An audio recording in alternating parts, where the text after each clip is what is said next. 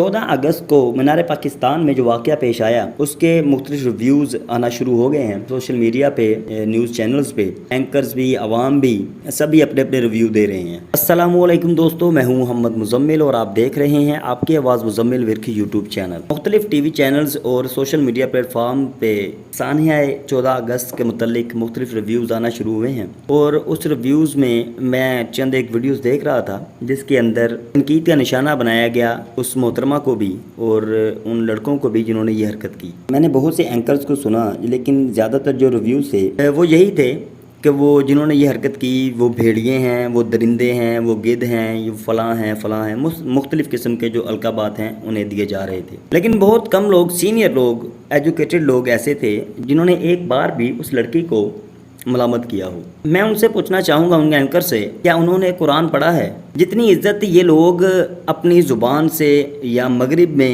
یا کسی اور مذہب میں عورت کو دی جاتی ہے، میرا نہیں خیال اسلام میں جتنی عزت دی جاتی ہے اس کے ذرا برابر بھی رسپیکٹ دی جاتی ہو۔ جس رسپیکٹ کا حکم ہمیں قرآن میں ملتا ہے اس سے بہترین مثال ہمیں کہیں اور نہیں ملتی۔ لیکن اس رسپیکٹ کے ساتھ اسلام نے کچھ پابندیاں عائد بھی کی ہیں، اور ان پابندیوں کا پاس رکھنا عورت پر فرض ہے۔ میں ایک دو آیات قرآنی آپ کے سامنے رکھنا چاہوں گا۔ سورہ الاحزاب آیت نمبر 59 میں اللہ تعالیٰ فرماتا ہے، اے نبی اپنی بیویوں، اپنی صاحبزادیوں سے اور مسلمان عورتوں سے کہہ دیں کہ وہ اپنے اوپر چادریں لٹکا لیں، اس سے بہت جلد ان کی شناخت ہو جایا کرے گی، پھر وہ نہ ستائی جائیں گی، اور اللہ تعالیٰ بخشنے والا مہربان ہے۔ اس آیت مبارکہ میں اللہ تعالیٰ عورت کو پردے کا حکم دے رہا ہے کہ عورت اپنے اوپر چادریں لٹکا لے، پردہ کر لیں۔ ایک تو یہ کہ وہ پہچانی جائیں گی کہ وہ مسلمان گھرانے سے ہیں، اور دوسرا یہ کہ انہیں ستایا نہیں جائے گا، انہیں چھیڑا نہیں جائے گا۔ کیا وہ جو محترمہ 14 اگست کو مینار پاکستان گئی تھی، اگر وہ با حجاب ہو کر مینار پاکستان گئی تھی، پھر تو ساری کی ساری غلطی ان لڑکوں کی ہے، اس میں لڑکی کا کوئی قصور نہیں ہے۔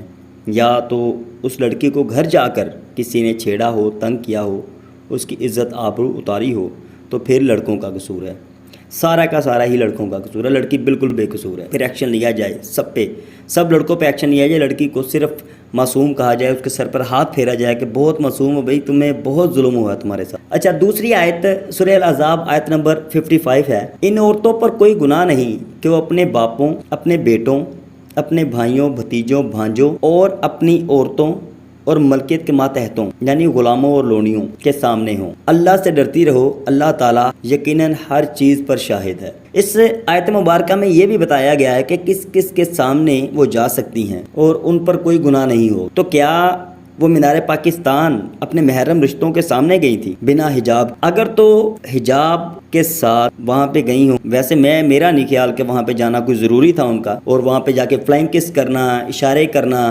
اور ساتھ میں سیلفیز لینا یہ جائز تھا۔ اگر تو وہ اپنے محرم رشتوں کے سامنے گئی تھی یا محرم رشتوں کے ساتھ گئی تھی تو پھر تو لڑکوں کا قصور ہے، ساری کی ساری سزا انہیں ہی ملنی چاہیے۔ عورت کے سر پر ہاتھ پھیرو، آپ بہت معصوم ہو آپ۔ اچھا، اس کے بعد سورہ النور آیت نمبر 31 ہے، اللہ تعالیٰ فرماتا ہے، مسلمان عورتوں سے کہو کہ وہ اپنی نگاہیں نیچی رکھیں، اپنی عصمت میں فرق نہ آنے دیں، اپنی زینت کو ظاہر نہ کریں سوائے اس کے جو ظاہر ہیں، اور اپنے گریبانوں پر اپنی اوڑھنیاں ڈالے رکھیں، اور اپنی آرائش کو کسی کے سامنے ظاہر نہ کریں سوائے اپنے خامدوں کے، اپنے والد کے، اپنے خسر کے، یا اپنے لڑکوں کے، یا اپنے خامدوں کے لڑکوں کے، یا اپنے بھائیوں کے، یا اپنے بھتیجوں کے، یا اپنے بھانجوں کے، یا اپنے میل جول کی عورتوں کے، یا غلاموں کے، یا ایسے نوکر چاکر مردوں کے جو شہوت والے نہ ہوں، یا ایسے بچوں کے جو عورتوں کے پردے کی باتوں سے مطلع نہیں، اور اس طرح زور زور سے پاؤں مار کر نہ چلیں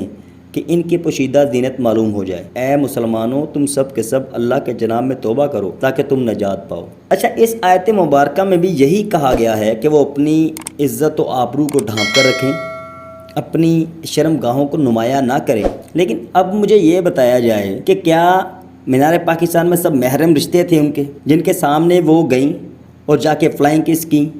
تو پھر تو سارا جو بلیم ہے وہ لڑکوں پر ڈال دیا جائے، مردوں پر ڈال دیا جائے، انہیں سزا دی جائے، اور ایسی سزا دی جائے کہ عبرت کا نشان بن جائے۔ اور اگر یہ सब गैर महरम थे, उन्हें पता है वो जिस मुआशरे में रहती हैं वो किसी माउंट एवरेस्ट की चोटी पे तो रहती नहीं कि उन्हें मुआशरे का पता ना हो कि पाकिस्तान में किस किस्म के लोग हैं।